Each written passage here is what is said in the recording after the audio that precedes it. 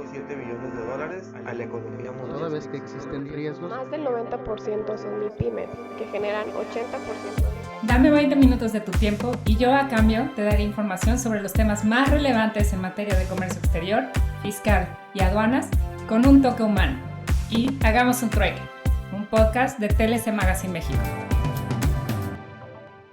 Y primeramente les decía yo que el tema era tratados y crisis globales y me gustaría empezar con una pequeña definición para aquellos de nuestros amigos que nos están oyendo sobre qué es un tratado. La Convención de Viena de 1980 sobre el derecho de los tratados dice que un tratado internacional es un acuerdo, es un convenio, un contrato entre dos o más estados soberanos o organismos internacionales que están por escrito y que los regula el derecho internacional público. Es decir, en ese contexto debemos nosotros de entender que vamos a hablar de acuerdos de gobiernos y las crisis globales. Yo he tomado 3 a manera de ejemplo para mostrar cuáles se han manejado bien y cuáles se han manejado mal. La primera de ellas, y como ustedes pueden ver en la lámina, es la Gran Depresión económica que se origina en Nueva York en 1929. Nos lleva a una pérdida de la producción mundial y desencadena de la peor manera. La segunda crisis que he elegido es la del septiembre 11, que indudablemente nos pudo llevar a un conflicto bélico global de alcances inimaginables. Y la tercera es la que estamos viviendo, la del COVID-19, que lleva más de 200,000 muertos y que desde luego es una crisis a nivel global. ¿Qué tienen que ver estas 3 crisis globales y los tratados internacionales? Y entonces, en esta charla muy breve de media hora que pretendo tener con ustedes, es generar simplemente alguna motivación, algún entusiasmo para profundizar en la importancia que tienen los tratados internacionales. Si Octavio me ayuda y pasas la siguiente lámina. Empezaremos con la primera, la Gran Depresión, 1929. Como ustedes saben, había acabado la Primera Guerra Mundial y el mundo había igual quedado destruido. Se forma en 1921 la Sociedad de Naciones y en materia de tratados comerciales económicos, lo único que teníamos era una infinidad de tratados de amistad, de navegación, comercio, que en realidad eran de una fuerza muy frágil. En realidad, a lo más que llegaban esos convenios era a ofrecerse la cláusula de la nación más favorecida. Cuando surge la depresión, surge en un punto muy focalizado, Nueva York, en un tema, la caída de la bolsa de valores. Y este foco, este virus, empezó a contagiar todo el mundo a grado tal que empezó a afectar toda la producción industrial y comercial y de servicios de los Estados Unidos. Esto se llevó a Europa y de allí empezó a propagarse por todo el mundo. Y desde luego la fragilidad de la infantil Sociedad de Naciones, tenía 8 años de nacida, no fue suficiente. Estados Unidos agarró por su teoría esa de que América para los americanos, pero lo que hizo fue establecer medidas como el Price Sailing, el Buy American, el Compre América. ¿Te puedes regresar ahora? El Compre en América, el Buy American, la valoración a base del Sailing Price, los aranceles de 1930. En Europa surgieron todos los fascismos, en España, en Italia, en Alemania, en Rusia el comunismo, y todos ellos lo que tenían era un nacionalismo proteccionista, que todos jalaban para su lado, y desde luego cuando no se salían con la suya, tenían medidas drásticas unilaterales y cuya única salida desfogó, su único conducto de desfogar fue la Segunda Guerra Mundial. La Segunda Guerra Mundial lo que provocó no solo fueron más de 50, 60, 70 millones de muertos, todavía se siguen haciendo estudios, ninguno baja de 50 millones de muertos, toda la infraestructura industrial destruida, sigue todavía con la pérdida de producción total. Este es un ejemplo de cómo una crisis global sin tratados internacionales se manejó mal y tuvo la peor consecuencia que puede haber: millones de muertos, la producción industrial destruida, el consumo caído y desde luego todos los daños de carácter irreversible. Pásate a la otra lámina, Octavio, por favor. Esto el mundo entendió, y de las cenizas, no estoy siendo metafórico, de las cenizas surgió la Organización de Naciones Unidas, con una estructura de mayor fuerza, creando un Consejo de Seguridad, creando mecanismos que evitaran que la historia se volviera a repetir, y en materia económica creó bajo su amparo un tridente. Por una parte, el Fondo Monetario Internacional, dado que se había abandonado el patrón oro, el Banco Internacional de Reconstrucción y Fomento, que todos conocemos mejor como Banco Mundial, y desde luego el Acuerdo General de Aranceles y Comercio, el GATT, de 1947, prácticamente la parte sustantiva, la parte segunda, dado que la Organización Internacional del Comercio de la Carta de Habana no logró prosperar, pero sí prosperó el Acuerdo General de Aranceles, Aduaneros y Comercio. Estos tres mecanismos establecidos en tratados internacionales iban a ser la cimentación de un nuevo orden económico que permitiera antes que nada la reconstrucción del mundo de todas las capacidades destruidas. Particularmente en nuestra materia, el comercio exterior, pues nos importa el GATT a través de sus principios de libre comercio, liberalización del comercio, no discriminación, reciprocidad y desde luego combate a las prácticas desleales, es decir, los mecanismos de comercio justo. Este tridente empezó a su vez a generar redes, y la ONU se dio cuenta que también los problemas de comercio y desarrollo tenían dos ámbitos. Un ámbito geográfico, que eran las regiones del mundo, y entonces se establecieron las comisiones económicas para América Latina. Ustedes pueden ver ahí la CEPAL, pero también para Asia, la UNESCAP, también para Europa, la UNESE, y me falta allí la de África, de tal manera que estas comisiones económicas también trabajaban en el aspecto geográfico, pero también se dio cuenta que había un desequilibrio, los países en vías de desarrollo. Y por lo tanto la ONU también creó la Comisión para el Comercio y el Desarrollo, la UNCTAD, que está dedicada a la Comisión de Naciones Unidas para ver cómo repartir mejor los beneficios del libre comercio.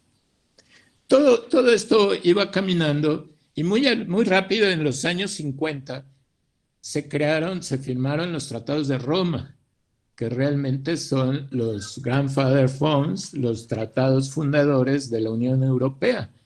Si ustedes se recuerdan, los tratados de Roma son de 1950, que luego vienen crecidos, vamos a ver, por los tratados de Maastricht y de Lisboa, pero fíjense cómo la red de tratados se empieza a extender. Allí abajo ven uno que es el Consejo de Cooperación Aduanera de Bruselas, desde luego le falta allí en el acrónimo una A, y que hoy conocemos como la Organización Mundial de Aduanas, que está dedicada a todos los temas que tienen que ver con la facilitación del cruce transfronterizo de las mercancías. Particularmente nacen por temas de valoración, por temas de clasificación y destacadamente por el tema de los tránsitos, que muy importantemente le interesaba a la Unión Europea, a la Comunidad Económica Europea en aquel entonces, porque si ustedes se recuerdan, la Comunidad Europea tenía problemas de tránsito entre los países. Hoy en día, el Consejo de Cooperación ha dejado de ser un órgano europeo para convertirse en un órgano multilateral que asocia a los directores nacionales de aduanas.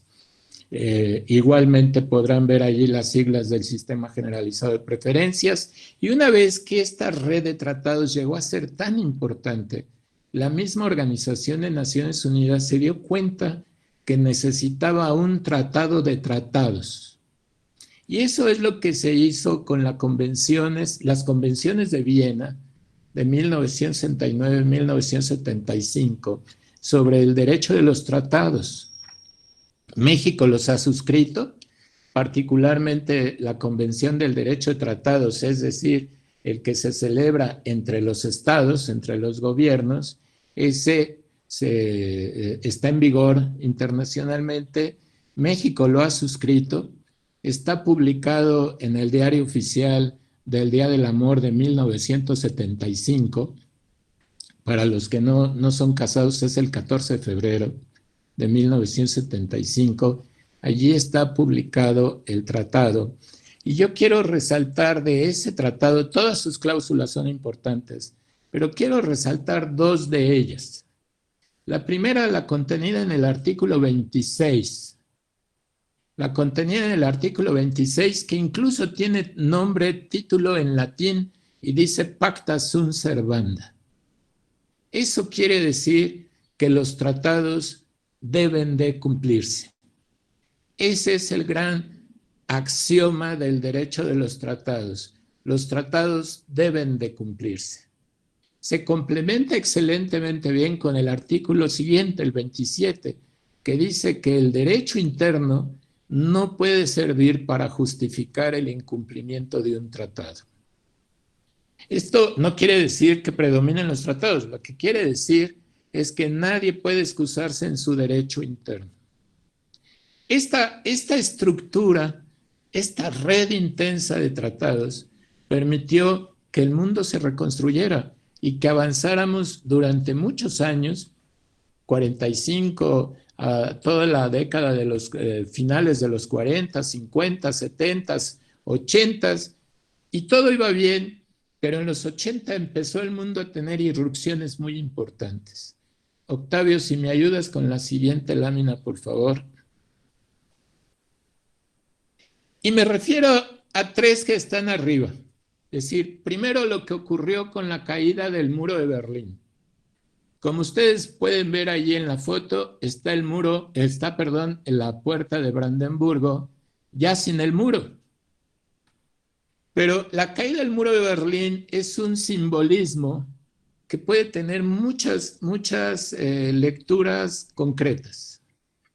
Primero, es la caída de las políticas socialistas comunistas. Es decir, se cayó el socialismo, el comunismo, ganó el libre cambio, ganó la libre empresa, ganó el liberalismo, y con ello el predominio tanto de políticas, en materia de política como en materia de política económica. El segundo consecuencia es la irrupción, el regreso de toda la Europa del Este al campo occidental. Es decir, ustedes piensen que de pronto toda la Alemania del Este, más Checoslovaquia, Polonia,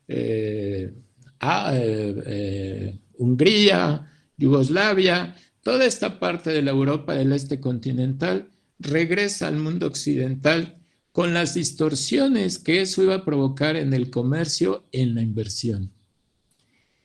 Platica y escribe el expresidente Carlos Salinas que en realidad la gran motivación que él tuvo para iniciar la negociación del Telecán fue precisamente la posibilidad de que los grandes flujos de inversión para el desarrollo se cambiaran de destino y se fueran a la Europa del Este. Este es un gran impacto que tiene Berlín, pero que nuestra red de tratados pudo absorber, pudo resistir el impacto.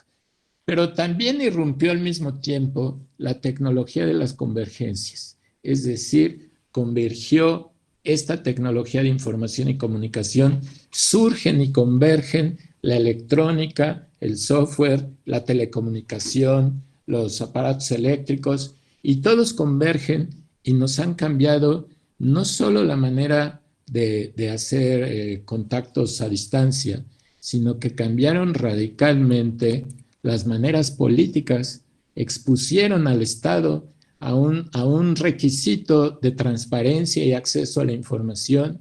Los smartphones podían transmitir informaciones y noticias en tiempo real, de tal manera que como nunca las tecnologías de la información y la comunicación no solo afectaron la cuestión tecnológica, afectaron las cuestiones políticas, sociales, económicas, y desde luego expuso al Estado a una nueva relación con sus ciudadanos y con los demás estados en la comunidad internacional. Y si esto fuera poco, irrumpió también la globalización. La globalización realmente se basó en la posibilidad de que la inversión extranjera pueda fluir por los países, deslocalizar los procesos globales, prácticamente llevó al rincón de los trebejos, a las reglas de origen.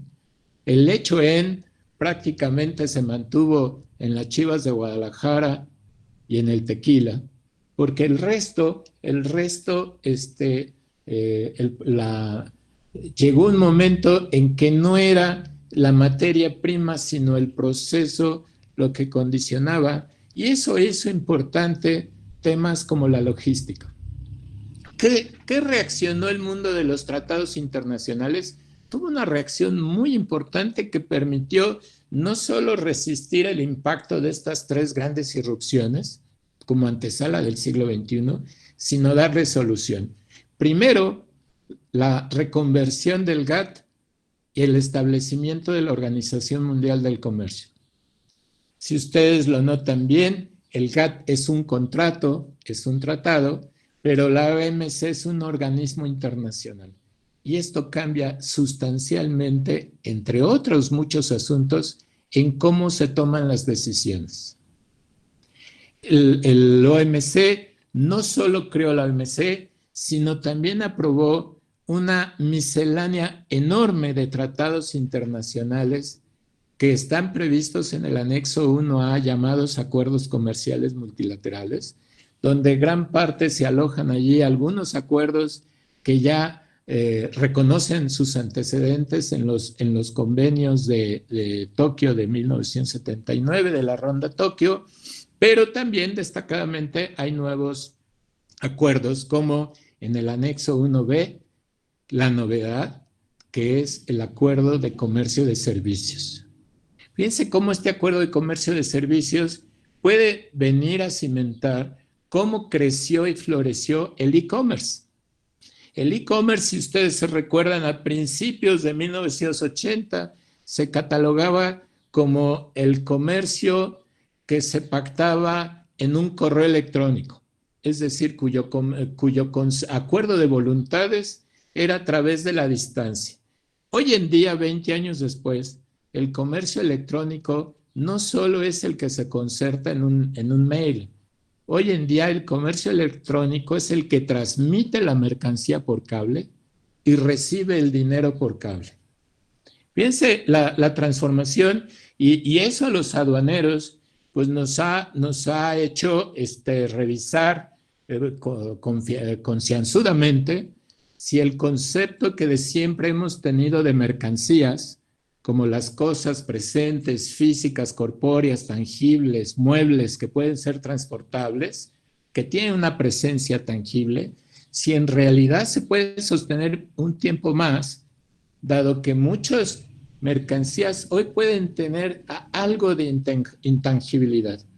Algunas legislaciones se han visto tentadas en ello, por ejemplo, el artículo 10 del Código Aduanero argentino, que por cierto la Corte lo declaró inconvencional, porque la Corte declaró, me parece que con mucha razón, la Corte argentina, que para que una cosa sea mercancía requiere estar en la tarifa arancelaria, es decir, requiere una posición arancelaria, y hasta ahorita la propiedad intelectual y los servicios no la tienen.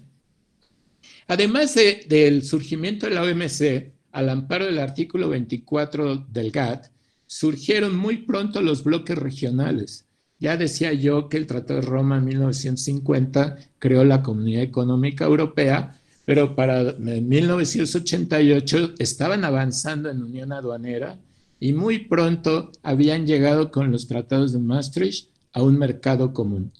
Hoy en realidad la Unión Europea parece más una federación que una unión comercial.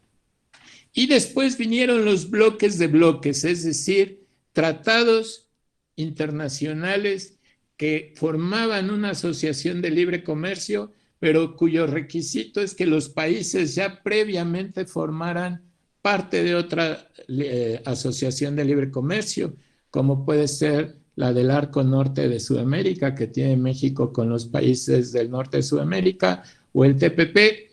Total, hicimos toda una estructura de tratados internacionales y la verdad es que quien quiera tener toda esta colección, recurra a la obra del maestro Máximo Carvajal Contreras. Él tiene una obra con la compilación y el recuento y el texto de todos estos tratados, lo tiene a la mano, de tal manera que se los paso al costo. Se tardan, puede agotarse.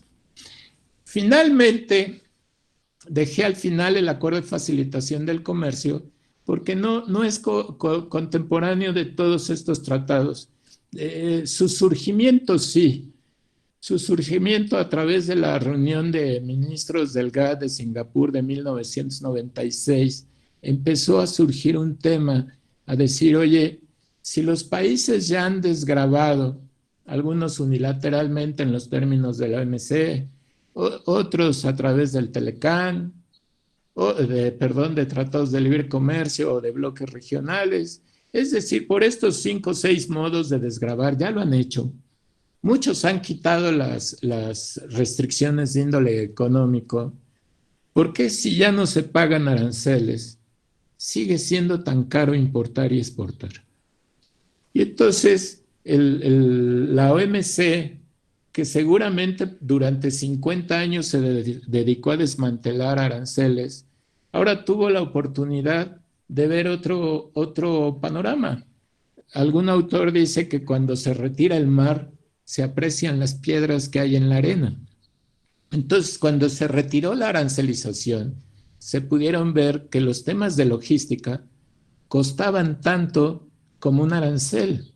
Hay estudios de la OMC, de la OECD, del Banco Mundial, donde incluso han llegado a valorar que el obstáculo, la demora en la tramitación o el costo de los servicios paralelos llega a equivaler a un arancel del 15-20%.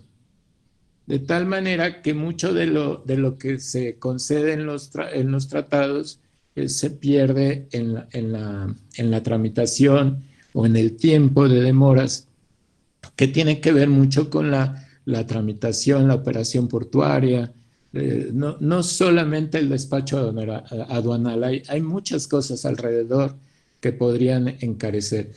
Esto fue lo que permitió que el mundo construyera del 45 al 2000 y que estas grandes irrupciones, Berlín, las TIC, la globalización, que no son poca cosa, si no hubiéramos tenido la red de tratados, es muy probable que algunas de las grandes potencias se hubieran retraído. Y esto nos hubiera podido llevar a un proteccionismo indeseable y sobre todo ineficiente. En esas estábamos cuando ocurre el septiembre 11. Octavio, si me ayudas y cambias la lámina. Estamos en eso cuando ocurre septiembre 11, que en mi punto de vista pudo haber desembocado en una de las peores crisis globales. Quizás el resultado hubiera sido la Tercera Guerra Mundial. Ustedes imagínense que el mundo estaba incomunicado, un avión tira a las Torres Gemelas, otro avión le da a un costado del Pentágono, otro avión logra ser tirado cuando iba a Casablanca, y cualquiera que pudiera haber tenido una inestabilidad emocional nos lleva a una situación terrible. Pero la verdad es que el mundo tenía toda esta red de tratados, y entonces pudimos salir adelante con dos mecanismos que se echaron a andar muy pronto. Primero, hubo los acciones unilaterales, ya saben, se acordarán ustedes del CITIPAT o del 100% escáner. Es decir, yo soy el poderoso y es 100% escáner y es CITIPAT. Pero ya teníamos una organización producto de un tratado que estaba funcionando, que era la Organización Mundial de Aduanas. Y entonces la Organización Mundial de Aduanas, muy pronto en el 2005, sacó el marco SAFE, la cadena segura y fácil del suministro. Y por el otro lado, la comunidad internacional firmó el acuerdo de Wassenaar, es decir, aquellos productos que creados por la humanidad para un destino, sin embargo, pueden ser usados para otro destino distinto, y por eso les llaman mercancías de uso dual. Ejemplo, el nitrato de potasio en grado alimenticio se usa para fabricar pasta de dientes, pero concentrado sirve para hacer explosivos. Esto nos permitió prontamente, y ya teníamos un aliado que era la tecnología. Fíjense cómo de una irrupción que parecía adversa se convirtió en un gran instrumento, la tecnología. Y entonces, hoy todos estamos en plena convivencia con temas que no conocíamos en aquel entonces, que era la inteligencia artificial, el Big Data, el Internet de las Cosas, el software, los GPS, los gadgets, los densímetros y todo este producto de la tecnología que nos permitió llevar a certificar las cadenas del suministro. Es decir, había que certificar que todos los actores, el productor, su comercializador, su agente aduanal, su transportista, todos estaban certificados por razones de seguridad. Esto no tiene nada que ver con los contribuyentes confiables y cumplidos que habían surgido en los años 90. Esto tiene que ver con la certificación con razones de seguridad para efectos de evitar que se filtrara terroristas y también otro nuevo indeseado invitado, el crimen organizado. Esto hizo avanzar, se dieron cuenta los gobiernos que certificaciones aisladas no eran eficientes y entonces surgieron convenios a base de tratados de reconocimientos mutuos. Los tratados tuvieron que modificarse y actualizarse para establecer los reconocimientos mutuos y de allí surgió algo que nosotros hoy convivimos y lo damos por natural, que es el operador económico autorizado. Pero si ustedes se lo piensan, el operador económico autorizado tiene como acta de nacimiento septiembre 11. Pero esta construcción pudo ser posible por toda la red de tratados que ya enunciamos en la lámina anterior. Y hoy vivimos de un concepto que no existía hace 20 años o no lo vivíamos nosotros, que era la gestión del riesgo. Hoy la gestión de riesgo ha provocado un derecho de la gestión de riesgo, un derecho penal y administrativo de riesgo, porque antes los abogados regulábamos por el tema del daño. Si no hay daño, no hay pago, dicen los americanos. Entonces, nuestro sistema jurídico estaba basado en la posibilidad del daño y, por lo tanto, nuestras conductas tenían que, desde el punto de vista civil y desde el punto de vista penal, tenían que ver con el dolo o con la imprudencia, con la culpa. En derecho la culpa no es en sentido coloquial, sino la culpa es sinónimo de imprudencia o descuido. Y entonces el derecho ha venido avanzando hacia un derecho del riesgo. Por lo tanto, esto nos ha llevado a otro análisis. Y habíamos superado esto. Realmente la cadena segura del suministro, que por cierto fue el lado reverso de la moneda de algo que cimentó el proceso económico mundial, que son las cadenas de valor.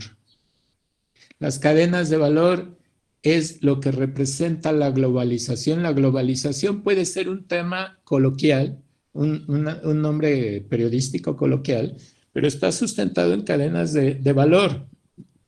Y las cadenas de valor, lo que pasan de un lado a otro, no son insumos, son procesos. Y entonces, nosotros llevados por estas cadenas de valor, hemos cimentado todo el crecimiento, y esto hizo que se cambiara el rol de las aduanas. Teníamos pensado que el rol de las aduanas en el pasado, en el siglo XX, se parecía, orientadas por la política económica de aquel entonces, que la aduana era buena si restringía importaciones, había que restringir importaciones y fomentar exportaciones. Hoy, el modelo de hoy, sabemos que la aduana juega un rol importante en la exportación de las mercancías, en la medida en que pueda transmitir aceleradamente la importación de los insumos. Hoy el modelo está muy orientado a exportar importaciones. Por lo tanto, la aduana sí se valora también como un costo más. Octavio, yo ya no veo la lámina. ¿Ustedes ven la lámina? Si me haces el favor de pasar a la siguiente. En esas estábamos cuando llega el COVID-19. Y el COVID-19, usando un parangón, tiró dos grandes columnas. Por un lado, la producción mundial y por el otro lado, la agenda gubernamental de muchos países. Del lado de la producción mundial, los estudios que ha hecho la OECD y Banco Mundial provisionalmente ahorita señalan que la producción global de hoy día equivale a la producción de 1995.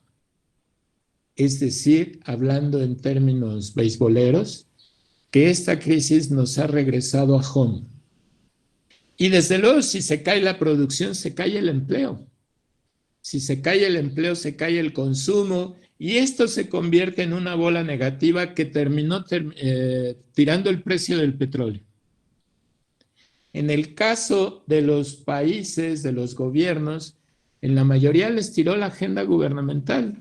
Si ustedes han leído El Silencio, hay un profundo silencio sobre el Brexit, el Great American Again, y sobre otras agendas nacionales.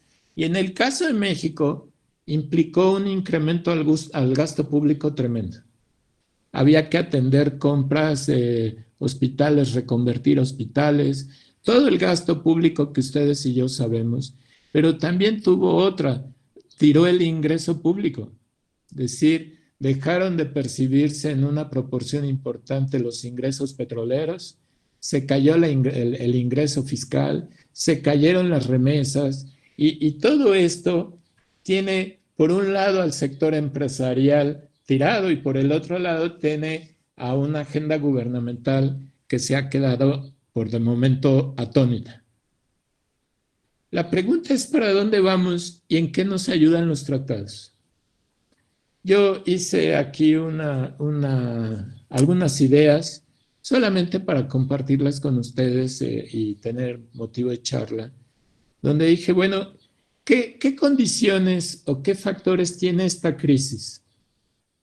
Dije, primero, esta tiene un final esperado.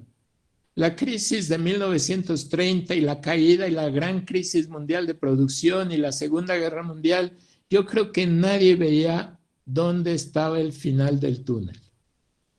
Y sabemos dónde está el final del túnel y sabemos que va a tener un final triste, que va a haber varios miles de muertos en México, pero sabemos que hay un final, al final del pasillo hay una luz, porque a diferencia de las otras, esta tiene un calendario.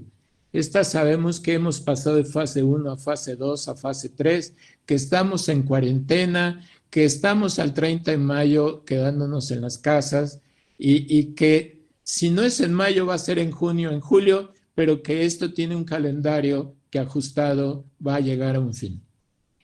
Estos dos cápsulas, final esperado y calendario, nos dan algo que no tenían las otras crisis, que es seguridad, que es certeza.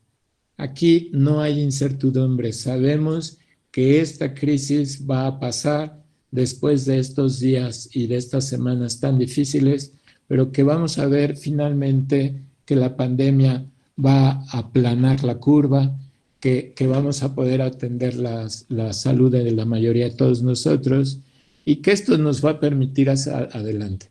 Hay un factor muy importante, que las cadenas de valor globales no han sido destruidas. A diferencia de las otras crisis, donde se dañó la infraestructura industrial, se dañaron los puertos, se dañaron los aviones, los barcos, los ductos, se destruyó todo. Acá no. Acá la industria no solo está intocada, está en muy buenas condiciones, pero además no es la crisis de la industria mexicana. Como las cadenas de valor están encadenadas, perdón la redundancia, entonces todos estamos pasando por la misma situación, tal manera que no estamos en presencia de una demanda que se destruyó y se perdió. Estamos en presencia de un stand-by. Y esto me lleva al efecto que la OMC y Banco Mundial han hecho público en días pasados del efecto B, el efecto V de la exportación mexicana. Dicen estos organismos que la exportación mexicana está cayendo aceleradamente a un menos 4%, pero una vez que salgamos de esta crisis, en muy poco tiempo la exportación mexicana va a subir a un 4 más 5%. Le han llamado el efecto B, es decir, una caída y una subida en muy poco tiempo en los mismos volúmenes, si no es que más. Y esto es consecuencia de que las cadenas de valor no están, por lo que hace a México y a sus socios, no están dañadas. Otro factor que está presente es que es regional. Ya nos lo han dicho, nos lo han mostrado en el tablero, que hay 1,000 municipios de México que no están contagiados y que puede ser que finalmente no lo estén. Yo me fijaba por curiosidad el estado de Querétaro. Querétaro, San Luis Potosí y Nuevo León están en el mapa en verde. Quizás esto nos pueda llevar a controles logísticos regionales. Y tenemos otra más. La entrada el 1 de julio del Tratado de Libre Comercio de Estados Unidos, México y Canadá, el TEMEC. Esto nos hace posible tener se suma a la estructura de tratados que nos van a permitir salir sin más daños de los que ya tenemos. Y a mí me da la impresión que una manera de salir es activando la cadena segura y sana del suministro. Hasta hoy tenemos basado toda una infraestructura de tratados que logísticamente lo hemos podido desahogar con la cadena segura. ¿Por qué no le añadimos a esa cadena la sana? Es decir, ¿por qué a lo que está funcionando bien, por qué no le añadimos que esta cadena ahora adicionalmente certifique las condiciones biomédicas y sanitarias de la compañía, de sus logísticos, de sus transportes, de sus plantas, se establezcan rutas y controles logísticos, se use intensamente la tecnología y de protocolos y de reconocimientos mutuos. A mí, como una idea que lanzo, me da la impresión que si en el mundo está operando la cadena segura del suministro, podríamos añadirle a esa cadena la cuestión de la sanidad. Yo creo que he mostrado cómo una crisis global tuvo los peores efectos y consecuencias en el ser humano cuando no hubo tratados.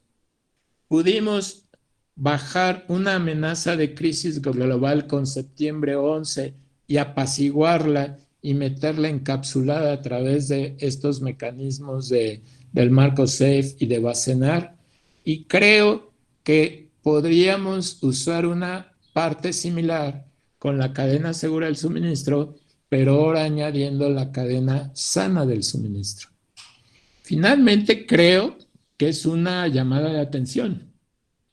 El mundo pensaba que la gran crisis venía por la parte alimentaria y surgió por la parte de salud.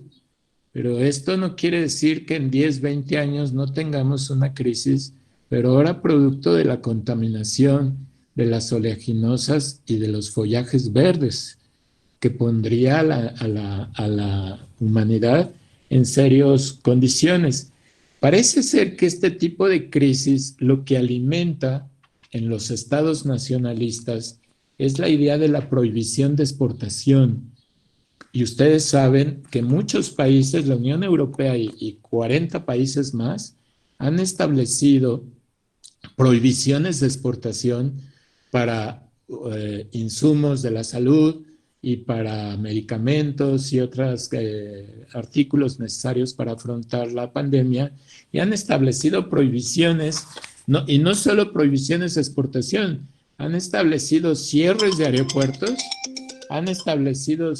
aeropuertos, que realmente, como dice el canciller Marcelo Ebrard, fue una hazaña lograr que nos vendieran y lograr que los aviones de Aeroméxico fueran y vinieran.